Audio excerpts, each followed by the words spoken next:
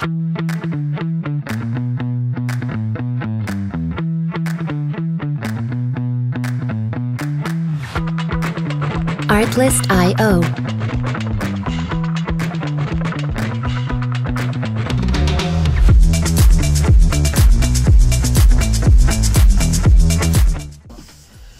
Yeppa. Salut à tous, c'est Kevin, j'espère que vous allez bien, moi ça va nickel. On se retrouve pour une toute nouvelle vidéo débriefing. Et oui les amis, c'est la dernière de la saison, malheureusement. Avec le match qui opposait Montpellier contre les Girondins de Bordeaux. Mais avant cela, n'hésite pas à t'abonner à ma chaîne de YouTube, à lâcher un gros pouce bleu, à me suivre sur Facebook, Instagram et Twitter qui sont dans la description, ainsi qu'activer la petite cloche pour être au courant de mes prochaines vidéos. Sur ce les amis, on est parti pour la dernière de la saison. Wouhou! Yes! Et bien alors les amis, vous voyez que je vous l'avais dit qu'il fallait pas désespérer comme ça. Alors oui, la journée précédente... Oh, c'est trop triste, il y a des joueuses qui vont s'en aller, machin, on a perdu contre le Paris FC. Oh, c'est bon, arrêtez de pleurnicher les gars, merde, et les filles aussi. Oh, c'est quoi ça? Ah oui, parce que faut quand même préciser un truc. Alors là, attendez, je vais juste vous montrer à l'écran, je vais vous expliquer comme ça. Alors, comme vous pouvez voir sur l'écran, parce que c'est vrai que les matchs de dernière saison nous ont posé pas mal de problèmes, donc les matchs de la 22e journée. Bon, bien sûr, à l'exception de la saison 2019-2020, cause du premier confinement, hein, on va pas revenir là-dessus. Mais il faut quand même préciser que, donc, en cette 22e journée de D-Arkema, et même de D2, au tout début, voilà, la seule victoire qu'on avait eue, ça remontait à 2016 face à Saint-Malo. Donc pour ceux qui se souviennent, à l'époque de Sarah Cambo, Juliette Louban, Eva Sumo et ainsi de suite. Mais c'est vrai que depuis cette dernière victoire en 2016, c'est vrai que ça nous avait jamais souri la dernière journée de championnat. Donc à l'exemple du Paris Saint-Germain, où on était allé chercher le maintien in extremis. On joue à l'extérieur sur le score de 2 buts partout. Ensuite, la saison suivante, on avait perdu contre le LOSC avec l'ancienne gardienne, notamment Elisa Launay, ainsi que Héloïse Mansuy, l'actuelle bretonne. Pardon, excusez-moi, je me loupe un petit peu dans mes explications. Avec notamment la dernière saison de Sarah Cambo au Girondins de Bordeaux, ainsi que la grave blessure de Camille Dissèche, et ainsi de suite. Et après le match en 2019, avant la Coupe du Monde, on avait fait match nul face au Paris FC, à domicile en plus. La saison dernière, en 2021, on avait perdu 4-2 face à l'En Avant Guingamp à l'extérieur, avec notamment le très beau but de Héloïse Mansuy, hein, pour ceux qui se souviennent, pardon. Et là, en ce mercredi, le mercredi soir, enfin mercredi 1er juin, et ce match contre Montpellier hier soir, en parlant du mercredi 1er juin, parce que là je tourne la vidéo le lendemain, et ben voilà, on renoue avec le succès qui nous permet quand même de bien finir la saison malgré tout, tu vois. Oui, certes, il y a eu des moments compliqués cette saison, hein, après l'élimination en Ligue des Champions face à Wolfsburg, qu'on a enchaîné une ou deux défaites de suite face à Fleury 91 et l'Olympique Lyonnais, je crois. Mais il faut quand même se dire que même là, à l'heure où je vous parle, on est encore en D1. On est encore en D1, donc voilà, quoi qu'il arrive. Certes, la saison prochaine, les objectifs seront totalement différents. Voilà, il faudra pas trop compter sur la place européenne, mais plus un maintien au milieu de tableau. Faut se dire ça en fait, les amis. Faut se dire que peu importe la situation que vit le club aujourd'hui, même si malheureusement c'est à cause des mecs que les filles ont été touchées aussi. Mais il faut retenir l'essentiel. Il faut retenir l'essentiel de la saison. Qu'on a fini au final à la 6e place. Ce qui est déjà énorme.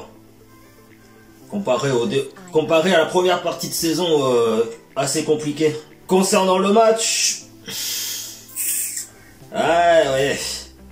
Malgré cette victoire, je suis un peu déçu, quoi. Enfin, surtout le premier quart d'heure du match, où c'était vraiment brouillon, quoi. Un peu comme, je sais qu'il y a des gens qui, je sais qu'il y a des générations qui n'ont pas connu cette époque des bornes arcade et tout. Les bandes arcades, les Space Invaders, les Pac-Man, ainsi de suite. Mais il y avait un jeu, et c'était le premier jeu en noir et blanc, certes, et qui était très bien, c'était le fameux jeu du ping-pong. Alors pas le ping-pong avec les raquettes ou à la méthode chinoise, là, comme ils font, là, je sais pas comment ils... Mais les genres de raquettes comme ça, tu sais. Les genres de petits bâtons. Et que là, tu pouvais passer des heures et des heures à essayer de marquer un point chez l'adversaire, tu sais. Mais si, je pense que vous savez, regardez un petit peu.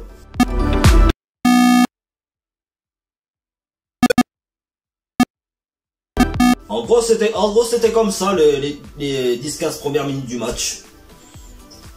Après, voilà, ça a commencé un petit peu à se lever, à se créer des combinaisons, à essayer de casser des lignes et tout le machin et tout. Bon, sans forcément être tranchant dans les tentatives. Pour moi, l'action qui aurait pu être, il y a une action où il y a une bonne intention de Inès Jorena qui a déboulé comme une fusée à quelques mètres de l'entrée de la surface de réparation pour placer un tir puissant, une frappe puissante. Mais bon, hein, comme je dis, là, le ballon est passé très vite à côté.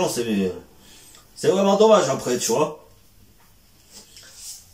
Après, Montpellier a eu des situations intéressantes aussi, sans grand danger pour Laetitia Philippe. D'ailleurs, en parlant de Laetitia Philippe,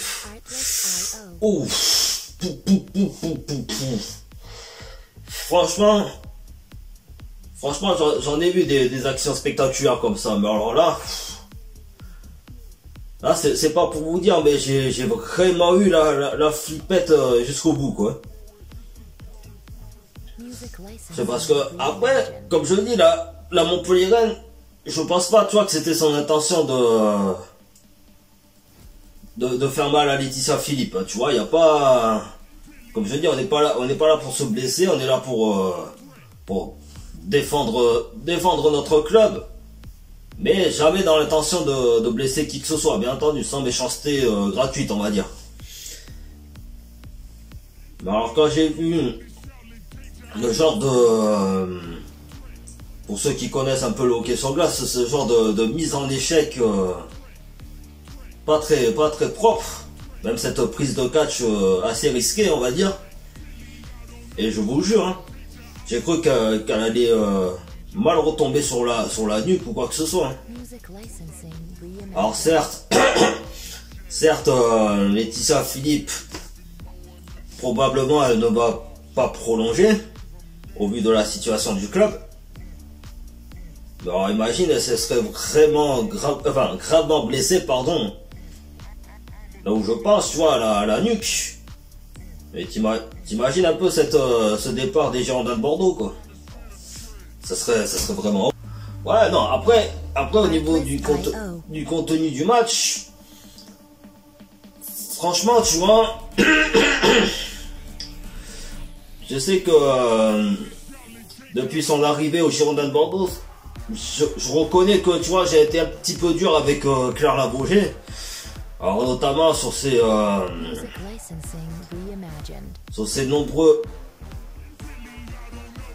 nombreux avertissements qu'elle a pris, les cartons rouges même en Coupe de France. Mais tu vois, comme j'ai dit, quand elle joue son vrai football, Tu vois, quand elle fait des combinaisons, par exemple, hier soir ce mercredi soir, avec Melissa Herrera, la costaricienne, ou même quand elle n'hésite pas à revenir avec les coéquipières en défense, enfin, de se replier en défense.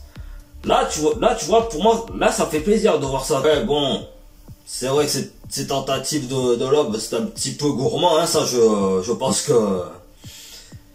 qu'elle s'en est aperçue très vite.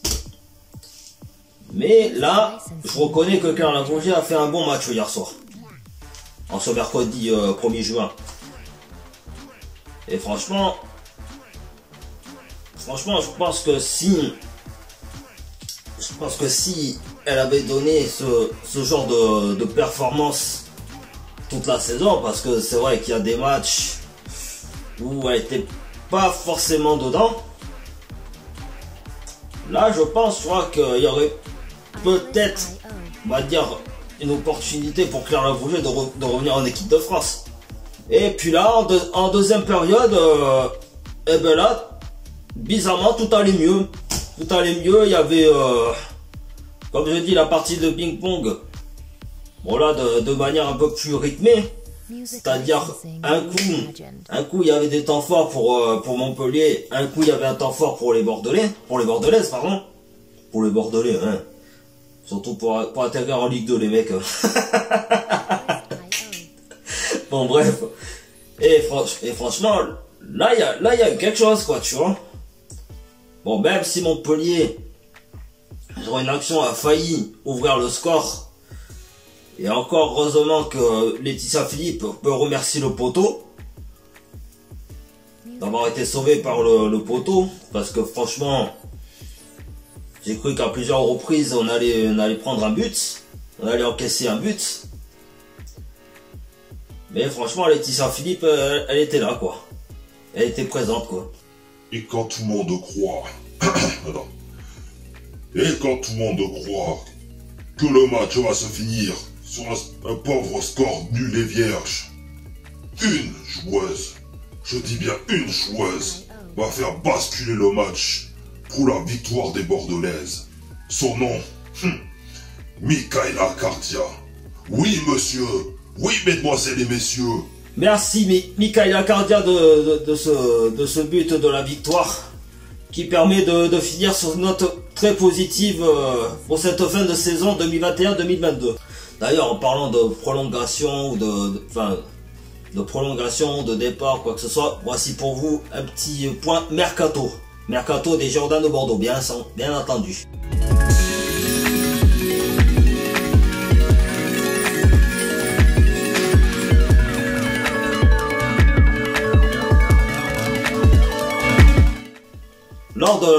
Lors de la vidéo du débriefing contre le Paris Saint-Germain à domicile, je vous avais parlé des fameuses rumeurs de départ de Charlotte Bilbao au Paris Saint-Germain. Et bien là, honnêtement, j'ai lu d'autres rumeurs. Bon là, maintenant, comme je dis, c'est maintenant qu'il faut sortir les rumeurs, hein. Vu qu'il y a des imbéciles qui ont sorti des rumeurs alors que la saison n'était pas encore terminée. Et donc, concernant Charlotte Bilbao, apparemment, donc il y a pas seulement le Paris Saint-Germain qui aurait envie d'avoir Charlotte Bilbao dans leur effectif pour la saison prochaine. Donc sûrement pour remplacer Kerem Raoui. Bon, je pense qu'elle va jarter, hein. Je pense qu'elle va jarter de l'équipe à cause de ces histoires et de ces embrouilles avec les coéquipières. Mais il y a aussi notre équipe, et d'ailleurs c'est nos adversaires du mercredi soir qui seraient intéressés de la reprendre, puisqu'elle a déjà évolué à Montpellier. Mais c'était il y a quelques saisons de ça. Je vous mettrai l'année bien entendu dessus. Enfin, de mon avis personnel, je pense que Charlotte Bilbao devrait aller au Paris Saint-Germain. Pourquoi? Parce que comme je dis, après peut-être que Montpellier aura l'ambition la saison prochaine de se qualifier en Ligue des Champions. Hein. On sait pas, tu vois, la 3e place. On sait pas, tu vois. En fait, le truc, c'est que, étant donné que Charlotte Bilbao, cette année, a vécu sa première Ligue des Champions, ce serait dommage, tu vois, justement, qu'elle aille dans un club comme Montpellier, qui irait chercher la 3e place européenne, au même titre que Lyon et Paris, mais bon, ça, c'est notre histoire. Alors que si elle va au Paris Saint-Germain, justement, dès la reprise des entraînements pour la nouvelle saison, enfin, de se préparer pour les matchs de pré-saison et après la Ligue des Champions, voilà, pour moi, elle sera directement mise dans le bain. Elle sera directement remise dans le bain du challenge européen. Et puis voilà, comme ça, après, elle pourra défendre les couleurs du Paris Saint-Germain à son poste habituel. Et être une vraie teigne face aux adversaires avec ses tacles dévastateurs. Ensuite, il y a qui? Il y a El Périssé. Des rumeurs sur le départ de El Périssé qui serait possiblement en direction des Blues de Chelsea, donc le club anglais. Donc franchement, tu vois, il y a un truc qui m'étonne, tu vois, c'est que oui, je reconnais que au début quand elle est arrivée en 2019, quand elle est arrivée en 2019 au Girondins de Bordeaux. Alors oui, je sais, j'avais fait une vidéo où j'étais un petit peu dubitatif, mais pas dans le sens où c'était une parisienne ou quoi que ce soit. Enfin, une joueuse qui arrivait du Paris Saint-Germain. Et j'avais un petit peu de crainte sur qu'elle prenne la place d'Andrea Lardez en quelque sorte. Mais bon, au final, hein, tu vois, jusqu'à aujourd'hui, elle a toujours joué avec Andrea Lardez en étant pas mal de fois titulaire. Et franchement, ça fait grave. Franchement, même moi aujourd'hui, et je le dis vraiment aujourd'hui, mais El Périssé, je l'aime bien, tu vois. C'est une bonne défense, une bonne joueuse qui défend bien. Voilà, qui a mené toute son expérience jusqu'à aujourd'hui. Et franchement, même humainement, quand je l'ai vu sur le live avec le speaker Eric Dagrand, voilà, j'ai trouvé qu'elle était toute simple et tout. Après, voilà, comme je dis, malgré le fait que ce soit la joueuse la mieux payée de l'équipe, mais elle reste naturelle. Je veux dire, elle reste simple, quoi. Donc franchement, j'espère de tout cœur que El Périssé va continuer à être une grande menace sur l'adversaire. Peu importe le club, hein, que ce soit un club anglais ou allemand, ou peu importe la destination. Voilà, hein, je lui souhaite que du bonheur. Et une bonne continuation si elle part du club pendant ce mercato estival. Félicitations à Maël Garvino qui a prolongé une saison de plus avec une année en option.